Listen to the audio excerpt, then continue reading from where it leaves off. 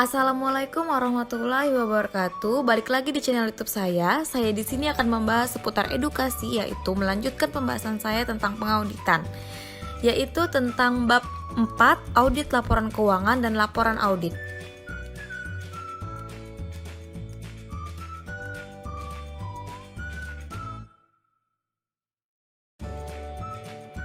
Yang pertama, kita akan membahas tentang alasan perlunya audit atas laporan keuangan. Dibagi menjadi 4, yaitu perbedaan kepentingan, konsekuensi, kompleksitas, dan keterbatasan akses.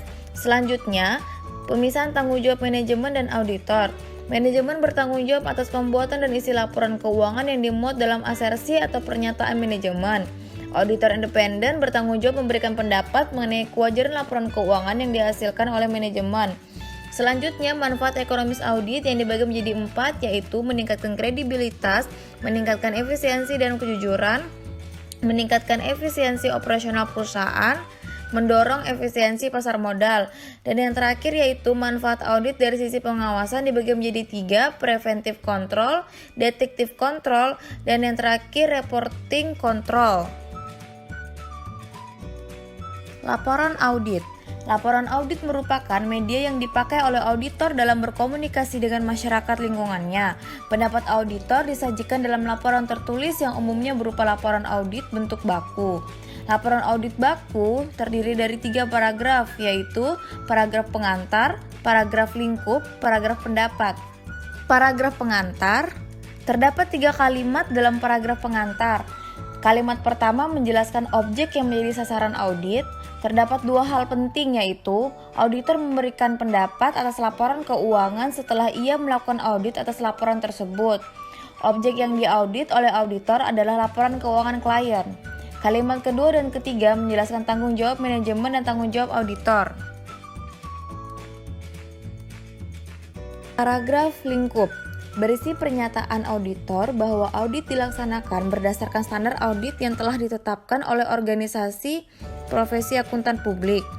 Pernyataan keyakinan bahwa audit yang dilaksanakan berdasarkan standar auditing memberikan dasar yang memadai bagi auditor untuk memberikan pendapat atas laporan keuangan. Pertama, auditor menyatakan bahwa audit yang dilakukan atas laporan keuangan dilaksanakan berdasarkan standar yang ditetapkan oleh Badan Penyusun Standar. Kalimat kedua berisi 3 pernyataan auditor, yaitu audit dilaksanakan merupakan proses yang terencana. Audit ditujukan untuk memperoleh keyakinan memadai bukan absolut sehingga terdapat risiko di dalam audit. Auditor menggunakan konsep materialitas. Kalimat ketiga auditor menyampaikan pesan bahwa dalam perikatan umum, auditor melaksanakan auditnya atas dasar pengujian bukan atas dasar pemeriksaan terhadap seluruh bukti.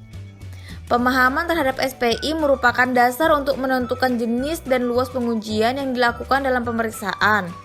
Luas pengujian dan pemilihan prosedur audit ditentukan oleh pertimbangan auditor atas dasar pengalamannya. Auditor melakukan pemeriksaan atas bukti yang tidak hanya terbatas pada catatan akuntansi klien, namun mencakup informasi penguat.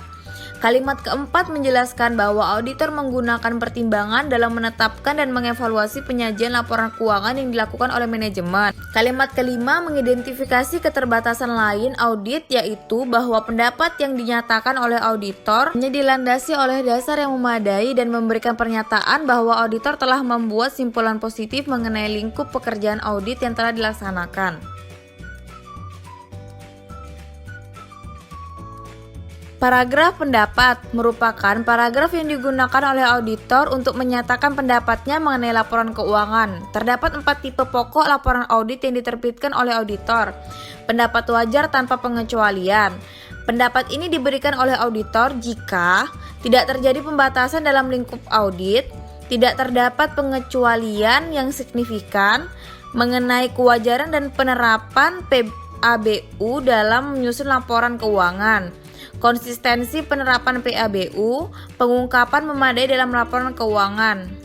Pendapat wajar tanpa pengecualian dengan bahasa penjelasan. Pendapat ini diberikan jika laporan keuangan tetap menyajikan secara wajar posisi keuangan dan hasil usaha klien, tetapi ada beberapa hal yang memerlukan bahasa penjelasan. Contoh, seperti telah dijelaskan pada catatan X dalam catatan atas laporan keuangan. Perusahaan mengubah metode perhitungan depresiasi dalam tahun 20X2.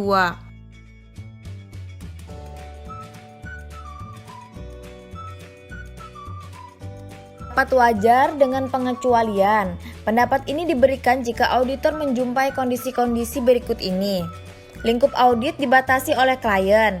Auditor tidak dapat melaksanakan prosedur audit penting atau tidak memperoleh informasi penting karena kondisi-kondisi yang berada di luar kekuasaan klien maupun auditor.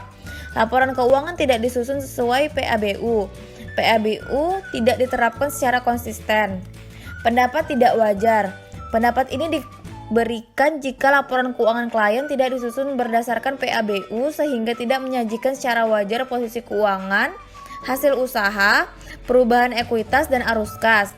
Pernyataan tidak memberikan pendapat.